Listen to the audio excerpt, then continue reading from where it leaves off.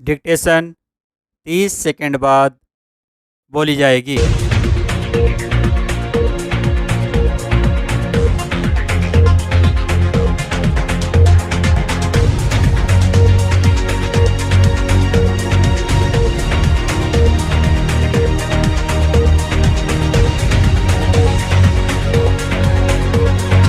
10 second.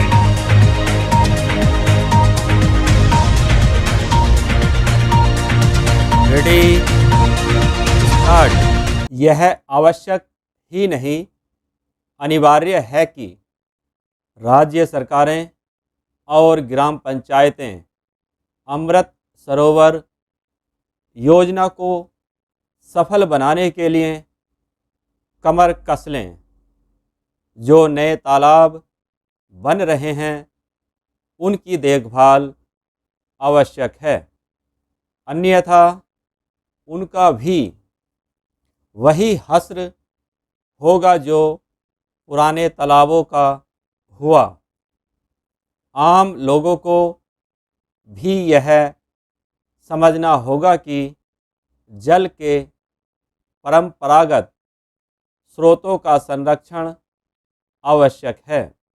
भूजल का दोहन प्रभावी रूप से कम करने के लिए जल के प्राकृतिक स्रोतों का संरक्षण आवश्यक है। यह एक अच्छा संकेत तो है कि भूजल दोहन में कमी दर्ज की गई है, लेकिन इस कमी से संतुष्ट नहीं हुआ जा सकता, क्योंकि देश के कुछ राज्यों में अभी भी भूजल का जमकर दोहन हो रहा है। राजस्थान, पंजाब और हरियाणा भूजल का दोहन करने में सबसे आगे हैं। वहाँ इसके दुष्परिणाम भी दिखने लगे हैं।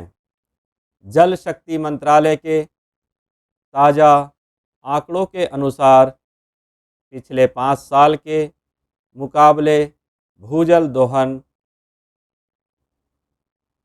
63% से सुधरकर 60% के स्तर पर आ गया है। इसका अर्थ है कि भूजल के दोहन में मात्र 3% की ही कमी आई है। स्पष्ट है कि अभी इस मामले में और अधिक काम करने की आवश्यकता है। जहां ग्रामीण क्षेत्रों में भूजल का दोहन सिंचाई के लिए हो रहा है, वहीं शहरी क्षेत्रों में कारखाने यह काम कर रहे हैं।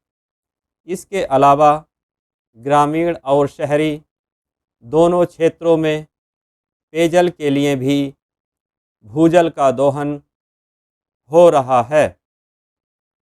यह इसलिए हो रहा है क्योंकि सरकारें पाइपलाइनों के जरिए पीने का पानी उपलब्ध नहीं करा पाई हैं। यह ठीक है कि हर घर नल से जल योजना तेजी से आगे बढ़ रही है और देश के कई हिस्सों में पाइपलाइन के जरिए पानी पहुंचाया जाने लगा है, लेकिन कहीं कहीं पानी की गुणवत्ता संबंधी समस्याएं उत्पन्न हो रही हैं। इनका भी समाधान करना होगा। भूजल का दोहन प्रभावी रूप से कम करने के लिए जल के प्राकृतिक स्रोतों का संरक्षण आवश्यक है। यह एक तथ्य है कि समय के साथ जल के प्राकृतिक और परंपरागत स्रोतों में या तो कमी आई है या फिर उनका जल प्रदूषित हुआ है। हमारी अनेक नदियाँ प्रदूषित हैं, कहीं कहीं तो वे गंदा नाला बनकर रह गई हैं। यह भी किसी से छिपा नहीं कि ग्रामीण इलाकों में तालाब अतिक्रमण का शिकार हो गए और कई स्थानों पर तो वे पूरी तरह गायब ही हो गए। यह स्थिति कुओं की भी है। यह तो भला हो कि मोदी सरकार ने तालाबों की सुध ली और अमृत सरोवर नामक योजना प्रारंभ की। इस योजना के तहत प्रत्येक राज्य के हर जिले में 75 तालाबों का निर्माण होना है।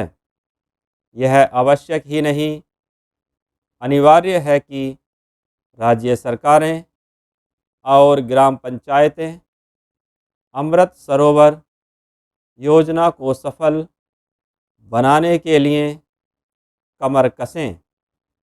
जो नए तालाब बन रहे हैं उनकी देखभाल आवश्यक है, अन्यथा उनका भी वही हश्र होगा जो पुराने तालाबों का हुआ।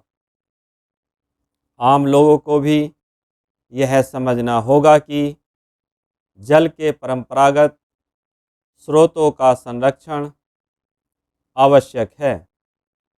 केंद्र सरकार की ओर से चलाई जा रही भूजल पुनर्भरण योजना के प्रति भी राज्य सरकारों और उनकी विभिन्न एजेंसियों को गंभीरता दिखानी होगी।